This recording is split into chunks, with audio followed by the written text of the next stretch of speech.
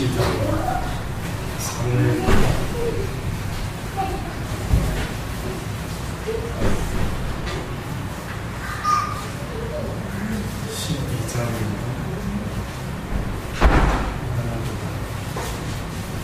12장 15절 말씀인데요.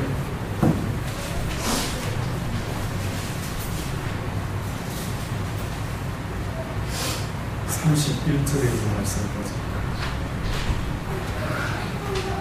사무엘 12장 15절 말씀인데 31절에 있는 말씀까지 한 절씩 결론하 돌아갑니다. 나단이 자기 집으로 돌아가니라. 우리아의 처가 다윗에게서 난 아이를 여호와께서 치심에 심히 앓는지라. 다윗이 그 아이를 위하여 하나님께 간구하되 금식하고 안에 들어가서 밤새도록 땅에 엎드렸으니 그 집의 늙은 자들이 곁에 이르러 다윗을 일으키려 하되 왕이 듣지 아니하고 저희로 더불어 먹지도 아니하더라. 이래 만에 그 아이가 죽으리라. 그러나 다윗의 신복들이 아이를 죽은 것을 왕에게 구하기를 두려워하니 이는 저희가 말하기를 아이가 살았을 때에 우리가 말하여도 왕이 그 말을 듣지 아니하셨나니 어떻게 그 아이를 죽은 것을 구할 수 있으랴. 왕이 회상하시리로다. 다윗이 그 신복들의 수군거리는 것을 보고 그 아이가 죽은 줄을 깨닫고 그 신복들에게 묻되 아이가 죽었느냐? 대답하되 죽었나이다. 다윗이 땅에서 일어나 몸을 씻고 기름을 바르고 의복을 갈아입고 여호와의 전에 들어가서 경배하고 궁으로 돌아와서 명하여 음식을 그 앞에 베풀게 하고 먹은지라. 신복들이 왕에게 묻되 아이가 살았을 때에는 위하여 금식하고 우시더니 죽은 후에는 일어나서 잡수시니 어쩜이니까. 그런데 아이가 살았을 때 내가 금식하고 온 것은 혹시 여호와께서 나를 불쌍히 여기사 아이를 살려주실는지 누가 알까 생각하니였구나. 시방은 죽었으니 어찌 금식하려. 내가 다시 돌아오게 할 수 있느냐? 나는 저에게로 가려니와 저는 내게로 돌아오지 아니하리라. 다윗이 그쳐 바세바를 위로하고 저에게 들어라 동침하였더니 저가 아들을 낳으니 그 이름을 솔로몬이라 하니라. 여호와께서 그를 사랑하사 선지자 나단을 보내사 그 이름을 여디디야라 하시니 이는 여호와께서 사랑하심을 인함이었더라. 여호와께서 전서에 항상 나를 주셔서 취하게 되네. 사자를 다윗에게 보내어 가는데 내가 라빠 곧 물들의 성을 쳐서 취하게 되었으니 이제 왕은 남은 사람과 진치고 이 성을 쳐서 취하소서. 내가 이 성을 취하면 이 성이 내 이름으로 일컬음을 받을까 두려워하나이다. 다윗이 모든 군사를 모아 라빠로 가서 쳐서 취하고 그 왕의 머리에 보석이 물들을 취하니 그 중량이 금한 달란트라. 다윗이 머리에 있습니다. 다윗이 또 그 성에서 노력한 물건을 무수히 메어오고 그 가운데 백성들을 끌어내어 토끼와 사슬질과 도끼질과 벽돌 무기를 하였나이다. 암몬 자손의 모든 성을 폐사하고 다윗과 모든 백성이 예루살렘으로 나아오나이다. 아멘. 드디어 다윗이 왕위에 오르고 그리고 또 여러 가지 일들을 겪으면서 다윗에게 잊지 못할 그의 일생에 있어서 이 부분만큼은 내 인생에 있어서 빼버리면 좋겠다 싶은 일이 벌어지고 맙니다. 그게 바로 우리가 잘 아는 밧세바라고 하는 여인을, 특히 다른 남편의 아내인 여인을 그가 빼앗게 됩니다. 빼앗았을 뿐만 아니라 그 남편을 전장에 내보내어서 23인의 충신 가운데 한 사람이었던 그 햇사람 우리아라는 그 사람을 그가 전쟁 제1선에 보내어서 오히려 죽을 수밖에 없는 함정을 만들어서 죽게 만듭니다. 그리고 기어코 그 여인을 이제 데리고 오게 되죠. 그 이유 중에 한 가지가 사실은 뭐였느냐면 밧세바가 다윗의 아이를 가지게 됩니다. 그래서 그 아이가 자기의 아이시 아닌 것을 아니게끔 이렇게 감쪽같이 남편과의 사이에서 나오는 아이도 이렇게 만들어내려 하다가 그게 실패하니까 결국은 우리아를 죽게 만들죠. 그리고 결국은 그 아이를 놓게 되고 한 1년이 흘러갑니다. 감쪽같이 하나님 앞에서 이 죄가 그저 잊혀지겠지 생각했는데 뜻밖에도 잊혀지지 않고 하나님께서 왜 1년을 끄셨는지는 우리가 알 수는 없지만은 그러나 유추해 볼 때에 왜 1년의 시간을 내버려 두셨을까? 제가 깨닫기는 하나님이 다윗이 잘못을 했을 때 1년이라는 시간을 뒀던 것은 그 죄악 가운데 살아가는 것이 얼마나 마음의 고통인지를 아마 느끼게 해주신 것 아닐까. 어떻게 보면 은혜죠. 다윗은 이때까지 그런 것을 맛본 적이 없습니다.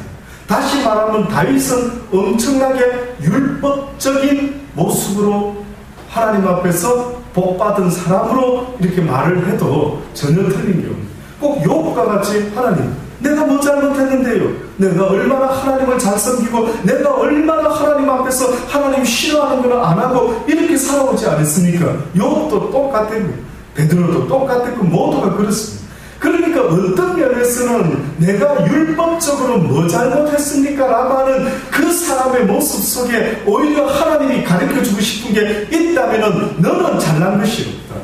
네가 잘난 게 아니라 내가 너를 지키고 도와주었기 때문에 모든 것을 감당할 수가 있는 것이지 모든 능력의 주체는 네가 아니다. 여러분 아십니까?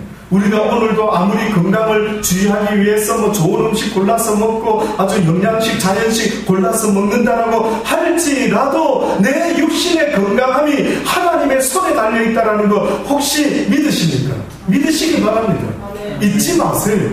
건강의 주체, 건강을 주실 리도 또 어렵게 하실 리도 모든 것은 근본적으로 누구 손에 달려있느냐면 하나님의 손에 달려있는 것입니다. 그런데 만약에 어떤 사람이 생각하기를 내가 너무나 건강에 주의하고 규칙적인 생활을 하고 규정식을 먹고 자연식을 먹었더니만 내 건강이 얼마나 건강한지 몰라요. 당신도 나처럼 해봐요 라고 말할 수는 있겠지만 그 모든 것들을 할 수 있도록 힘을 주시는 이도 누구라고요? 하나님이시죠. 어떤 사람이 나는 똑똑해서 돈을 참 잘 벌어. 야, 이거 나는 어차피 손만 대면 돈이 쫙쫙쫙 벌어지는지 몰라 라고 말하는 사람도 사실은 하나님 앞에서 하나님이 돈 벌 수 있는 지혜와 능력을 주지 않으면 그도 아무것도 할 수가 없는 거예요. 모든 것은 주께로부터 옵니다, 여러분. 왜 그것을 인정하지 못하는지요? 많은 사람들의 가장 큰 하나님 앞에서의 문제가 뭘까요? 라고 생각할 때 모든 힘과 능력이 자기에게로부터 오는 줄 알고 그렇게 자기를 높이는 그것이 얼마나 큰 범죄가 될 수도 있다는 사실을 사람들이 모르는 거예요. 자만, 교만, 우리가 할 수 있는 게 아무것도 없습니다. 사실 성경을 통해서 정말로 기본적으로 꼭 깨달아야 될 것 하나가 있다면 뭘까요? 라고 했을 때 성경이 우리한테 물론 죄인이라는 이 큰 단어를 알려주고 있습니다. 그러나 이 죄인이라는 단어 뒤에 숨겨져 있는 의미가 있다면 너는 이 땅에서 죄를 가지고는 하나님의 거룩한 어떤 선한 일도 할 수 없다. 자격이 없다. 너는 이 땅에서 네 생명의 주인이 너인 것처럼 생각이 들지만 그것조차도 너 스스로 할 수 있는 힘과 능력은 너에게 없다. 그래서 너는 죄인이다. 죄인은 곧 죽을 수밖에 없는 자가 아니겠느냐. 안 되는 것입니다. 어떻게 보면 다윗의 일생에 있어서 왜 이렇게 괜찮은 사람이 왜 이렇게 소년 때부터 어렸을 때부터 하나님의 기름 부음을 받고 어렸을 때부터 믿음이 좋아서 골리앗을 만났을 때에 뭐라고 이야기합니까? 골리앗아 너는 칼과 단창과 모든 병기로 나올는지 몰라도 나는 만군의 여호와 하나님의 이름으로 내게 나아간다라고 했던 그 놀라운 믿음 어렸을 때부터 다 지켰나이다. 어떻게 보면 어느 부자 청년이 예수님을 찾아갔을 때 그랬죠. 예수님, 어떻게 하면 영생을 얻겠나이까? 어떻게 하면 하나님의 그 엄청난 복을 영원토록 제가 죽었어도 누릴 수가 있겠나이까? 라고 물어봤었습니다. 그랬을 때 네가 어렸을 때부터 어떻게 배웠느냐? 잘 알고 있습니다. 하나님 공경하고 사랑하고 이웃을 사랑하고 그저 그렇게 열심히 시키신 대로 제가 지키며 살아왔습니다. 그럼 저는 영생을 얻겠죠? 그래, 참 잘했구나. 근데 내게 한 가지 부족한 것이 있다. 너의 모든 재산을 팔아서 가난한 자들에게 나누어 주고 너는 나를 따르라. 자기 힘으로 자기가 할 수 있는 것들은 거의 자기 기준에서 다 했다라고 아마 생각했던 이 부자의 모습이 오히려 가장 큰 문제였던 거예요. 다윗도 어떻게 보면은요, 어렸을 때부터 하나님의 말씀대로 하나님의 마음에 합한 자로서 조금도 하나님 앞에 끊임 없이 살아왔던 사람 아니겠습니까? 그런데 갑자기 그가 웬 실수를 그렇게 하고 말았을까 도무지 이해되지 않지만은 어떤 면에서는 하나님의 은혜지 않을까라는 깨달음을 저는 갖습니다. 이것도 하나님의 은혜입니다. 어떻게 보면 이 땅에서 완전한 것이 하나님의 죄짓지 않는 것이 하나님의 은혜가 아니라 나는 하나님 앞에서는 아이다. 나는 출입을 알지 못하는 그런 조그만한 자이다. 나는 죄인 중에 괴순이다라고 오히려 자기를 인정하고 하나님의 은혜가 아니고 하나님의 도우심이 아니면 인생을 살아갈 수 없는 존재라는 것을 오히려 인정할 수만 있다면 이것이 이 땅에서 육을 가지고 온전하다라고 착각하면서 사는 것보다 더욱더 큰 하나님의 은혜인 것이죠. 여러분 부족함이 있습니까? 인정하십시오. 인정하지 않는 그 모습이 하나님 앞에 얼마나 큰 문제가 되는 줄 아십니까? 어떤 사람들은 보면은요, 자기가 배운 지식을 가지고 옳다고 얼마나 싸우는 경우가 많이 있는지 모릅니다. 있죠. 내 말이 맞다니까, 내 말이 맞아 얼마나 힘써서 말하는지 모릅니다. 때로는 하나님이 원하는 것은 내 말이 맞아라고 말하지만 나는 이렇게 생각하지만 그래도 틀릴 수가 있겠지. 왜? 인생이니까. 나도 사람이니까. 오직 불변하시는 진리를 가지신 분은 하나님이신데 하나님이 이렇게 하셨다가 하나님이 한순간에 저렇게 하신다면은 어제까지 진리였던 것이 오늘은 비진리도 될 수 있지 라는 믿음을 가진 자라 한다면은 내가 하나님 앞에서 무엇이 옳다라고 목숨 걸고 주장할 것이 과연 있을까? 잘 한번 생각해 보십시오. 그러니 하나님은 오히려 비록 옳지만은 비록 가르쳐준 것을 잘 지키고 있지만은 그것을 붙잡고 있는 믿음이요 사람 앞에서나 하나님 앞에서 오히려 불변하는 그 절대적인 믿음은 오히려 뜻밖에도 하나님 앞에서 흉이 될 수가 있어요. 율법 안에서 무엇을 배웠다라는 말은요, 옳고 그름을 배웠다라는 말은 또다시 말하면요, 율법 아래에서는 내가 의인이 될 수가 없구나라는 것을 깨닫는 것이에요. 내가 율법 안에서 의인이 될 수 없다라고 깨달았다 하는 그 말은 율법을 가지고는 도무지 하나님의 영원한 생명을 얻을 수 없기 때문에 예수 그리스도의 은혜의 법으로 옮겨가지 않고서는 또다시 말하면 내가 배운 율법으로 내가 나를 선악간에 분별하는 것이 아니라 비록 넘어지고 쓰러지는 일이 있을지라도 용서가 있는 은혜의 법 아래로 들어가지 못하는 한은 나는 결단코 구원을 받을 수가 없다는 것을 깨닫는 사실이 더 중요합니다. 다시 말해 용서가 있다는 사실을 잊지 마시라고. 은혜의 법 안에는 용서가 있단 말이죠. 율법 안에서나 내가 오라 이것이야 이렇게 주의 주장할 수 있을는지 모르지만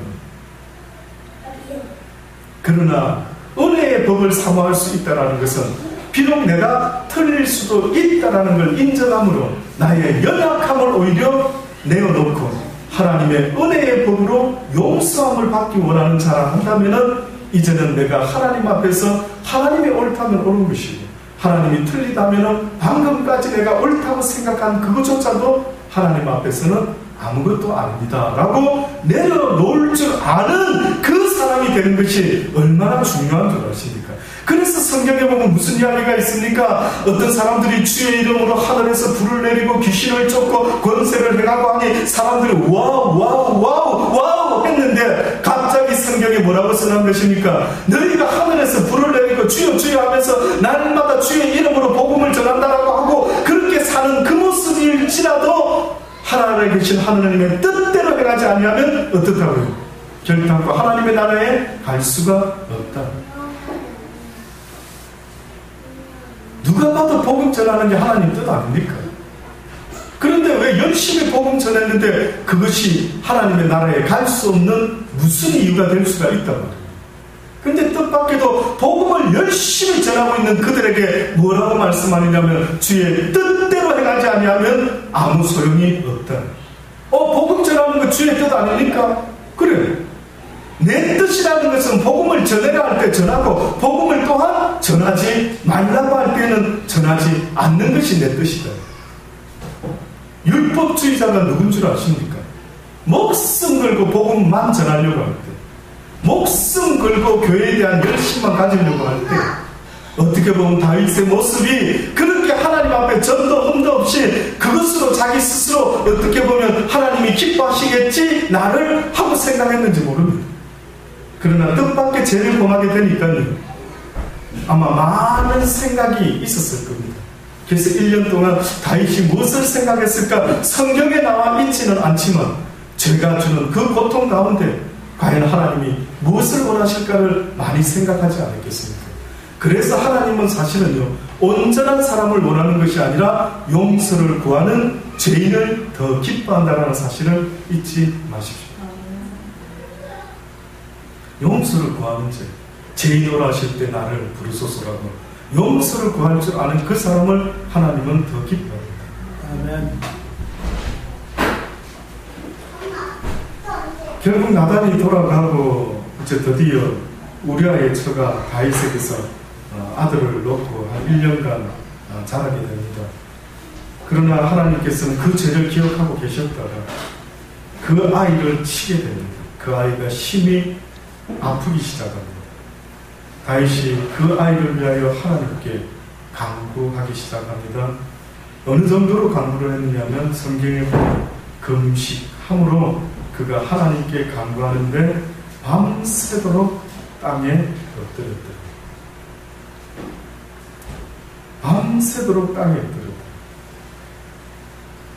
그 집에 아마 늙은 사람들이 성경에 보니 곁에 이르러 다윗을 일으키려 하되 왕이 듣지 아니하고 저희로 더불어 먹지도 아니하더라.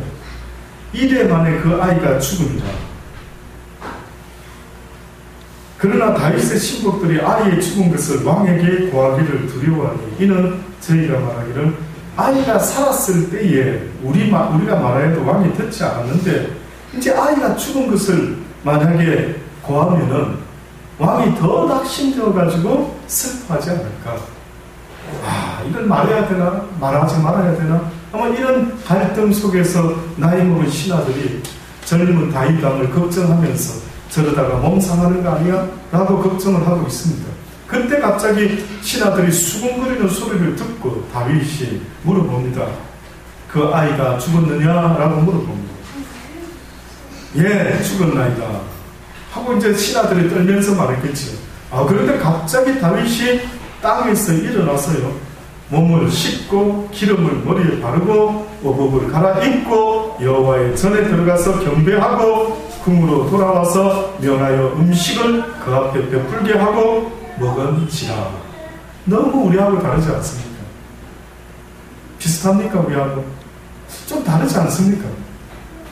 우리는 오히려 죽었다 이러면 어떻게 합니까? 그때부터 본격적으로 슬퍼하면서 본격적으로 식음을 전폐하고 온 세상의 슬픔을 나 혼자 가진 사람처럼 아이고 하고 절망과 난망을 하고 있는데, 너무나 뜻밖에도 다윗이라는 이 사람을 통해서 성경은 지금 우리에게 보여주는 한 가지 특이한 모습이 있는데, 그가 뜻밖에도 아이가 살아있을 때는 그렇게 애통하지만 죽으니까 오히려 언제 내가 애통했느냐는 듯이 모든 것을 다 스톱하고 기름을 바르고 샤워를 하고 옷을 갈아입고 그리고 하나님께 들어가서 경배까지 하고 그리고 남아가지고 음식을 차려서 먹었다는 거예요.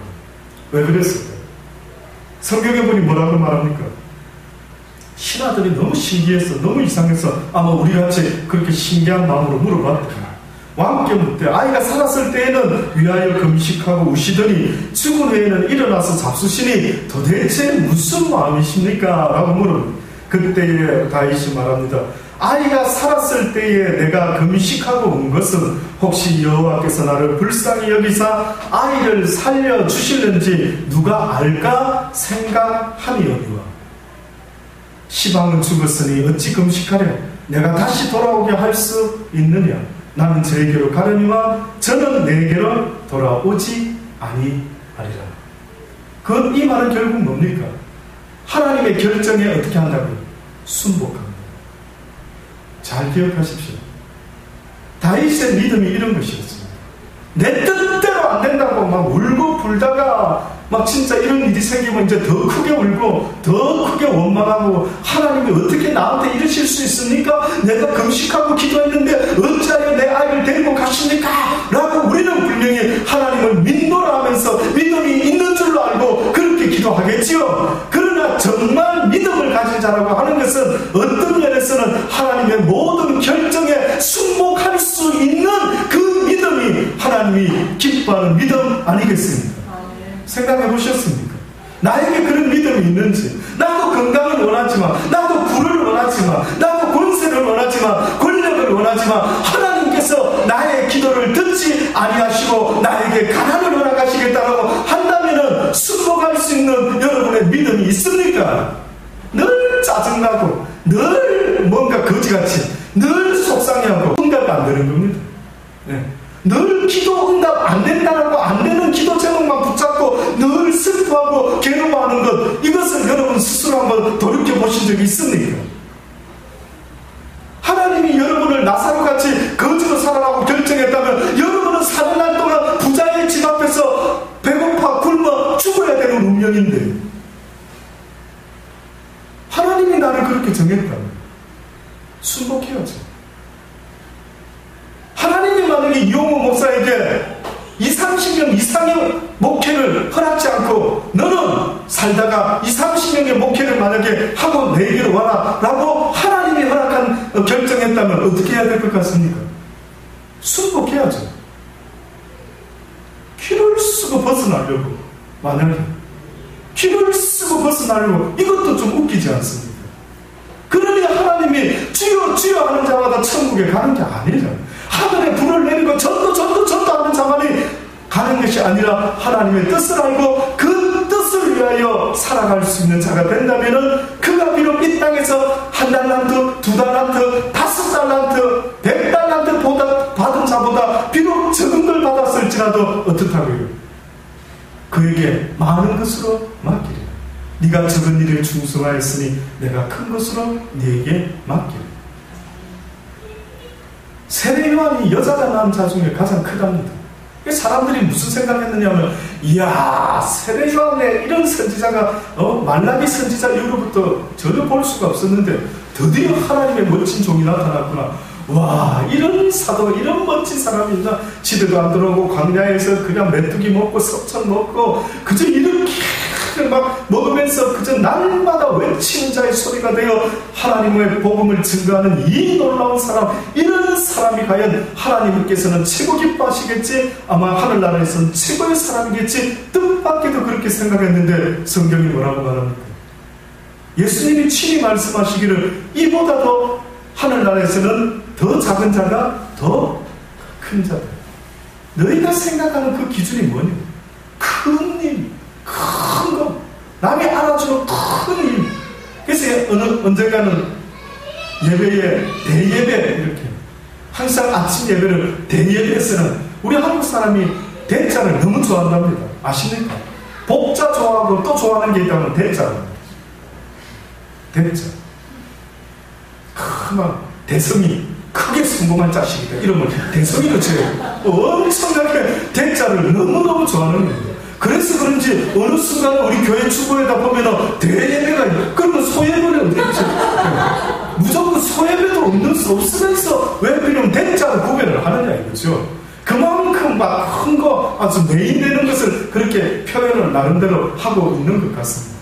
근데 너무 뜻밖의 하나님은 대자에게 관심이 있는 게 아니고 무엇에 관심이 있으시다고요? 소자에게.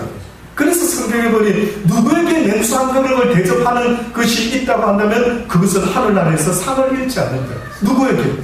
소자 한 사람에게. 기독교는 이런 종교입니다. 기독교는 대자의 종교가 아니라 소자의 종교. 다시 말해서 비록 남이 알아주지 않는 비록 적은 것을 가지고 이 세상을 산다 할지라도 그가 그 적은 일에 충성할 수만 있다면 하나님이 기뻐하는 자라고 하는 사실을 성경이 알려주고 있는 것입니다. 나 같은 거 저는 훌륭한 목사님, 선교사님, 장로님 저가 한 게 있어야죠 하는 그 말을 함부로 하지 마시라. 성경에서 가장 하나님이 기뻐할 찬스를 받은 자가 누구였는 줄 아십니까? 달란트 비유에서 몇 달란트 받은 자가 하나님께 칭찬을 가장 크게 받을 뻔했는데 기회를 놓쳤어요. 누구라고요? 한 달란트거든요. 하나님이 5달란트, 2달란트, 1달란트를 줬습니다. 충성하는 일에 있어서 어떤 면에서는 5달란트는 폼이 좀 나고 1달란트 받은 입장에서 5, 2 쳐다보면 어때요? 느낌이? 와, 부럽다 저 사람. 나보다 똑똑한 것 같은데, 나보다 재능이 많은 것 같은데, 와, 저 사람 참 좋겠다. 그런데 뜻밖에도 그 많이 받은 사람들이 혹시나 2달란트, 1달란트를 쳐다보고 아이고 저것들은 저를 왜 똑똑하지 못해? 왜 저렇게 돈을 못 벌어? 왜 저렇게 무식해? 만약에 그랬다 한다면 이 5달란트 받은 사람은 오히려 그 재능이 자기를 망치고 교만의 자리로 들어가게 했겠죠. 그걸 반대로 생각해 보세요. 1달란트 받은 사람이 만약에 그 1달란트를 가지고 열심히 살았다 합시다. 다시 말하면 나는 그런 대단한 재능 없어요. 나는 교회에서도 기도도 잘 못해요. 힘도 세지 못해요. 아무런 어떤 것이 없어요. 그런데 만약에 어떤 사람이 교회에 와가지고 누가 알아주든 알아주지 아니하든 그저 일찍 와서 슬리퍼 정리도 한번 해보고 내가 할 수 있는 그거 그저 와서 종이가 떨어졌나 그저 별거 아닌가 종이 몇 조각 굽는 이런 것밖에는 할 수 없는 사람이 있다고 합시다. 그런데 그분이 하나님 앞에서 그 하나밖에 할 수 없는 가장 약한 모습으로 하나님을 그래도 나름대로 섬겼다고 할 때 하나님은 누구보다 더 높이 세울까요? 5달란트일까요? 2달란트일까요? 1달란트일까요? 또다시 말합니다. 다 똑같이 충성했다면 여러분이 하나님이시라면 5달란트 받은 사람을 하늘나라에서 높이실까요? 이 땅에서 1달란트밖에 안 받았는데 1달란트 남긴 사람을 하늘에서 높일까요? 1번 5달란트, 2번 1달란트, 3번 다 똑같이, 4번 모르겠다. 하나님의 마음을 가지고 한번 누굴 것 같습니까? 여러분이 하나님이라면 여러분이 하나님인데 어느 종한테는 5달란트를 주고 갔어요. 또 어떤 종은 주인이 딱 봤을 때 얘한테는 2달란트만 맡겨야지, 얘한테는 1달란트만 맡겨야지, 그러고 갔습니다. 근데 왔는데 보니까 전부 다 자기가 가진 것에서 배를 똑같이 남겼어요. 자, 누구한테 여러분은 어이구 기특한 종, 누구한테 더 칭찬할 것 같습니까? 종이 없어서 모르십니까?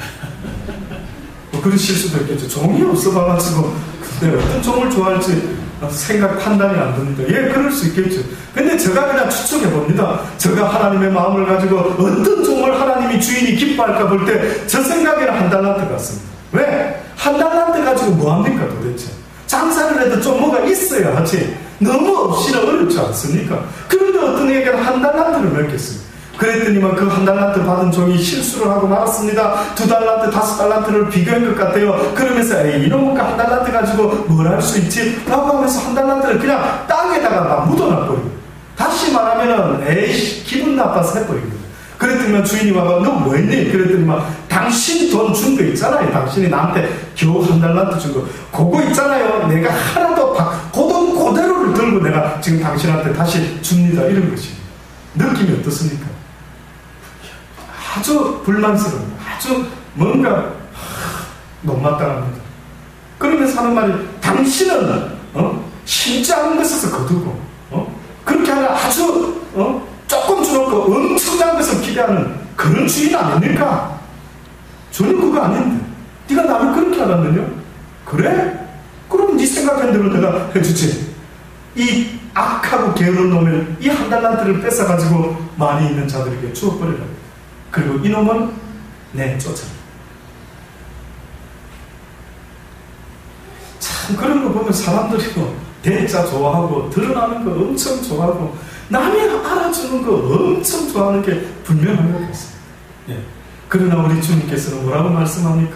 내가 높고 높은 보좌를 버리고 낮고 낮은 이 땅에 내려왔구나. 너희들이 나를 영접치 아니했다. 너희들이 나를 인정치 아니했다. 너희들이 나를 30살밖에 안 된 것이 나사렛에서 무슨 선한 자가 나오겠느냐, 선지자가 나오겠느냐 라고 했으니 너희가 심히 외모로 모든 것을 판단했구나. 너희는 사람을 외모로 판단하고 모든 것들을 외모로 판단하지만 나 만군의 여호와는 그렇지 않다. 나는 사람의 중심을 보느니라. 비록 그가 겉으로 드러나는 일은 특별히 행한 것이 없다고 할지라도 내 앞에서 한 달란트를 받은 그 자세로 겸손함으로 살아갈 수만 있다면 나는 오히려 그 자를 기뻐하겠다. 그래서 다윗에게 이런 허물을 내버려 두신 것은 아닐까. 그래서 다윗이 잘못을 하는 것도 주님이 막으실 수도 있었을 텐데 어떻게 보면 내버려 두신 이유가 뭔가 있지 않을까. 오히려 온전함으로 교만에 이르는 자보다 오히려 부족함으로 날마다 나의 허물과 나의 죄됨을 깨닫고 그 누구도 판단하지 않고 그 누구도 정죄하지 않는 자리에 나갈 수 있도록 정죄하지 못하도록 하시고자 하는 하나님의 은혜가 다윗에게 있지 않았겠습니까? 네가 교만한 것보다 오히려 네가 허물이 있어서 날마다 내 앞에서 겸손한 자의 죄인으로 하실 때에 나를 부르소서. 한마디로 죄인의 모습이라는 것은 곧 겸손으로 이어지라는 거예요. 내가 죄인임을 고백한다는 것은 겸손한 자가 아니면 고백할 수가 없다는 사실을 잊지 마십시오. 겸손과 죄인은 한 발의 차이입니다. 얼핏 겉으로 보면 죄인은 나쁜 것 같죠. 그러나 죄인임을 고백하는 그 자를 뜻밖에도 하나님은 한 발만 더 깊숙이 그 속을 들여다볼 때 네가 바로 겸손한 자. 네가 바로 겸손한 자. 그래서 예수님이 뭐랍니까? 너희가 믿음의 삶, 십자가를 지고 가는 이 삶을 살아갈 때에 있어서 꼭 필수적으로 갖추어야 되는 마음가짐이 있다. 다윗과 같이 내 말씀에 비춰서 내가 무슨 허물이 있습니까? 나 주님을 어렸을 때부터 잘 계명을 지키고 살아왔습니다 라고 말하는 그것이 얼마나 뜻밖의 교만으로 치달을 수 있는 위험한 모습인지, 뜻밖의 하나님은 오히려 다윗으로 하여금 범죄하게끔 만들어서 하나님 앞에 이 지울 수 없는 죄인의 모습으로 떨어지고 말았다라고 하는 것은 또다시 말하면 그것을 깨닫고 인정하고 회개하기만 한다면 그는 곧 어떠한 자리로까지 갈 수 있는 은혜다고요. 겸손의 자리까지 가요. 겸손의 자리. 그래서 예수님께서 너희가 나에게 나오라. 내가 십자가 지는 법을 가르치리라. 나는 마음이 온유하고 겸손하니 누구든지 나에게 나와서 배우라. 뭘 배우느냐 하면은 겸손과 온유한 마음을 배우라. 안 그러면 십자가는 질 수가 있다 없다. 십자가는 질 수가 없다는 거예요. 교만한 자는 질 수 없는 게 십자가입니다. 오히려 십자가는 죄인의 모습이죠. 예, 맞습니다. 나는 죄인임을 인정합니다. 이 땅에서 육을 갖고 있다는 그 사실만 해도 저는 하나님 앞에 의인이 될 수가 없는 죄인이죠. 용서받았으니 그 은혜를 갖기 원합니다 라는 마음을 가지지 못하면 결단코 십자가를 질 수가 없는 것입니다. 그 누구도 질 수가 없는 거예요. 다윗은 어떤 면에서는 아름다운 향기를 풍겼어야 되는데 그 향기가 뜻밖에도 그의 실수를 통해서 어떤 면에서는 크게 문제가 생긴 듯 했지만, 그러나 어떻게 보면 하나님의 은혜지 않을까라는 생각이 듭니다. 또다시 말하면 장미꽃을 키워보셨습니까? 장미꽃이 향기를 나타내게, 진한 향기를 쏟아내게 하기 위해서 뜻밖의 장미꽃 심겨져 있는 땅을 구덩이를 파고 무엇을 더 많이 뿌리는 줄 아십니까? 거름을 더 많이 뿌립니다. 거름 냄새 맡아보셨습니까? 저는 시드니에서 태어나서 딱 한 번 해봤습니다. 거름을 한번 텃밭을 잘 갖고 보려고요. 거름을 한 차 불렸습니다. 차로. 차가 와가지고 저희 뒷마당에다가 걸음차가 걸음을 확 쌓아놨어요. 냄새. 근데 저 마음속에 채소들이 좋아하겠다. 신기하죠? 그 생각했어요. 저는 냄새가 톡해서 저 빨리 밭에 뿌려가지고 좀 냄새가 없어져야 되겠다. 쌓아놓으니까요. 아침에 일어나서 뒷마당 나가면은 향긋한 꽃내음이 나를 깨우네. 새로운 아침 이런 거는 전혀 상관없고요. 그냥 코부터 딱 막아야 되는 이런 일이고. 그런데 한쪽 마음에 농부의 마음으로 생각할 때는요. 요거를 이제 쫙 뿌려놓고 섞어가지고 이제 여기다가 씨를 뿌리면은 기가 막히게 채소가 자라겠죠. 근데 만약에 장미꽃이라고 합시다. 장미꽃의 그 냄새나는 썩은 것을 두릅해서 땅을 파서 걸음을 줬다 합시다. 어떨까요? 냄새가 향기롭죠. 뜻밖에도 썩은 걸음이 들어가면 들어갈수록 뜻밖의 꽃은 그 썩은 걸음을 먹고 오히려 향긋한 향기를 부릅니다. 어떤 면에서 하나님이 우리에게 실수와 모든 어려움과 좌절을 내버려 두는 이유가 있다면 그것을 딛고 일어났을 때 그가 그 고생이 없이 살아왔던 사람보다는 그 어려움과 힘듦과 고생과 하나님 앞에 죄인임을 인정할 수밖에 없는 어떠한 해프닝이 오히려 그 사람으로 하여금 삶 속에서 진한 그리스도의 향기를 뿜어내게 하는 묘한 걸음이 되지 않겠는가 라는 생각을 하는 것입니다. 이것이 우리가 이해하기 어려운 하나님의 선하신 뜻 아니겠습니까? 아멘. 저는 다윗의 삶은 마지막에 물론 그렇게 썩 좋아 보이지는 않습니다. 그러나 하나님의 은혜 가운데 살지만 나중에 압살롬이라는 그 다윗의 그렇게 아름다운 아들이요 그의 여동생 다말이 있었는데 그 여동생을 형 암논이 취하게 됩니다. 그래가지고 또 갖다 막 그냥 무시했거든요. 압살롬이 결국은 형제지간에 싸움이 벌어지죠. 원한을 사게 되고 나중에는 암논을 압살롬이 죽일 뿐만 아니라 다윗이 낳은 자기를 제외한 모든 아들들을 뜻밖에도 압살롬을 죽입니다. 이 엄청난 일 결과 이후에 계속 다윗은 어떻게 보면 엄청난 경험을 하기 시작합니다. 그러나 하나님의 은혜 가운데 그가 그 가운데서 더욱더 하나님 앞에 진솔된 믿음의 모습으로 아마 지낼 수 있지 않았을까 생각해 봅니다. 고린도후서 2장의 12절로 17절에 보면 이런 말씀이 있습니다. 바울이 이런 이야기를 합니다. 내가 그리스도의 복음을 위하여 들어와야 이르며 주 안에서 문이 내게 열렸으되 내가 내 형제 디도를 만나지 못함으로 내 심령이 편치 못하여 저희를 작별하고 마게도냐로 가노라. 항상 우리를 그리스도 안에서 이기게 하시고 우리로 말미암아 각 처에서 그리스도를 아는 냄새를 나타내시는 하나님께 감사합니다. 우리는 구원 없는 자들에게나 망하는 자들에게나 하나님 앞에서 그리스도의 향기입니다. 이 사람에게는 사망으로 쫓아 사망에 이르는 냄새, 저 사람에게는 생명으로 쫓아 생명에 이르는 냄새, 누가 이것을 감당하리요. 저는 다윗이 용서받았다라고 믿지만 그러나 우리의 목적은 그렇다고 해서 죄를 짓는 것이 우리의 목적일 수는 없습니다. 아무리 하나님의 뜻과 섭리가 있어도 너희의 목표는 뭐라고요? 내가 온전하니 너희도 온전하니, 내가 거룩하니 너희도 거룩하니. 아무리 용서받고 하나님 은혜를 하지만 그것은 그분만이 하시는 거예요. 너희는 이 세상을 살아가는 날 동안 어느 곳에 가든지 어떠한 냄새를 풍기라며 생명의 냄새를, 결코 사망의 냄새를 풍기지. 어떤 면에서 다윗은 이 순간에 밧세바를 취하는 그 순간부터 무슨 냄새를 풍기기 시작합니까? 사망의 냄새. 계속 그 주변에 죽음이 떠나지를 않는 것이. 이상하게 어느 집안에 보면은 이상하게 재앙이 끝나지가 않아요. 이상하게 그 집안에 할머니도 암으로 죽고 뭐 할아버지도 암, 뭐 엄마도 암, 예를 들어서 그런 이상한 교통사고 계속 일어나. 또 어떻게 보면 이상하게 그 집안에는 나이가 40대에 다 죽고 뭐 어쩌고 저쩌고 온갖 우리가 어떤 이야기를 할 때 그 집안은 도대체 그 집안은 무슨 이유가 있는 것인가.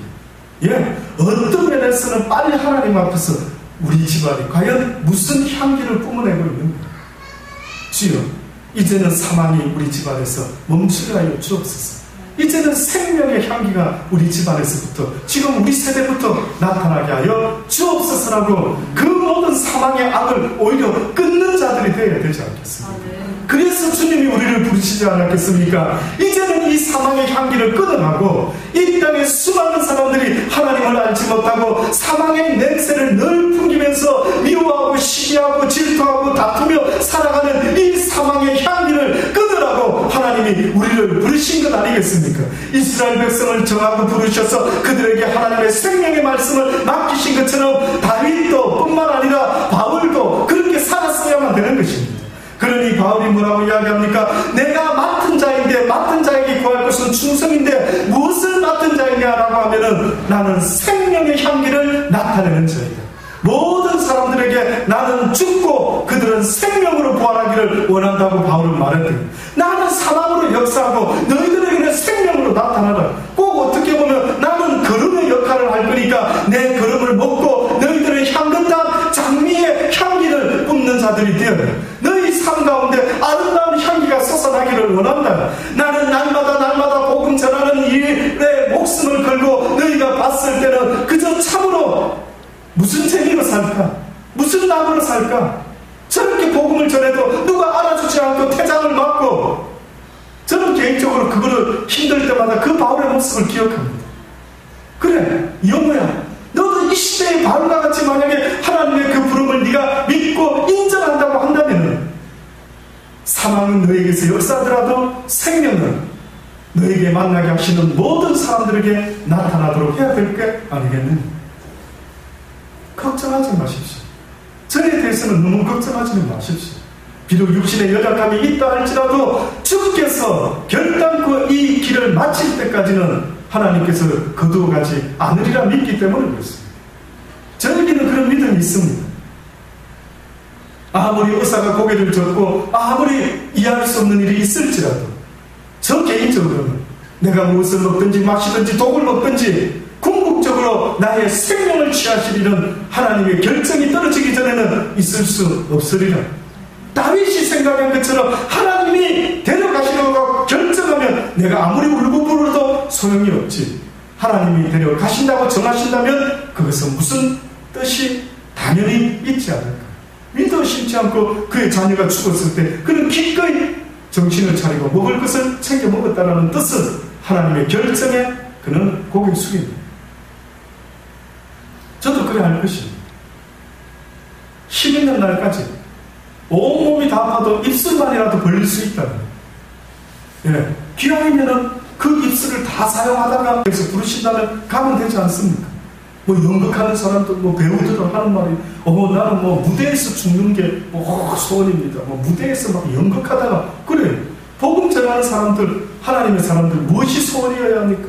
여러분은 무엇이 소원인데 어떤 죽음을 생각해 보셨습니까?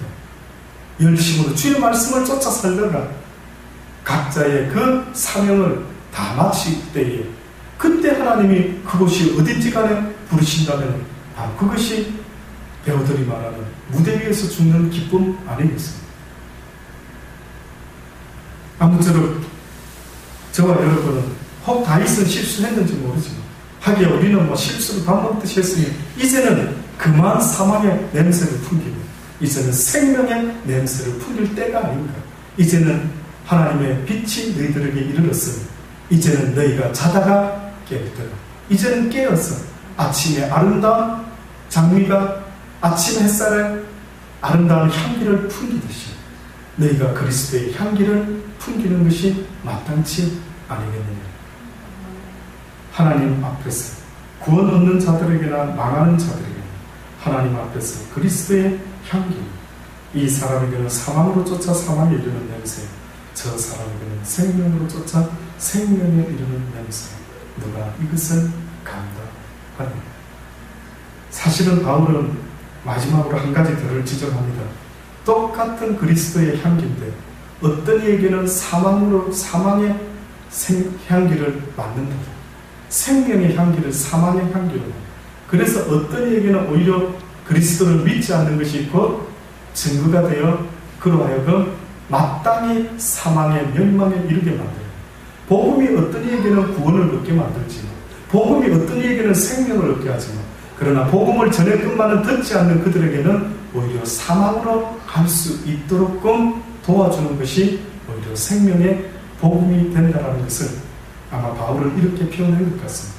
어떤 이에게는 똑같은 그리스도의 향기가 사망으로 쫓아 사망에 이르는 냄새가 되고, 저 사람에게는 생명으로 쫓아 생명에 이르게 되는, 아무쪼록 너희들이 생명에 이르기를 원한다는 것입니다. 기도하십시오. 좋으신 하나님 아버지, 그렇습니다. 생명에 이르는